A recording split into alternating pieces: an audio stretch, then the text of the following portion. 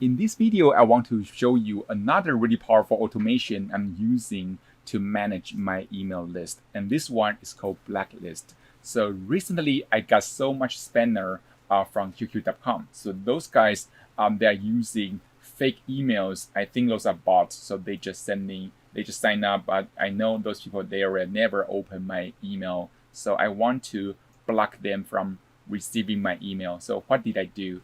I created an automation called Blacklist. So all I did is I just do a if-else condition, and if someone if their email is from QQ.com, I just unsubscribe them from all lists. That is a really easy automation. So and after I set this up, I can just go to the contact and go to list cleanup. And right now I can select the old list and choose to remove all the unsubscribed from my list. So right now all the spamming emails will be removed from my list. And that's how you manage your email list and keep your email list like spammer free. So I hope you enjoyed that. I will see you soon in the next video.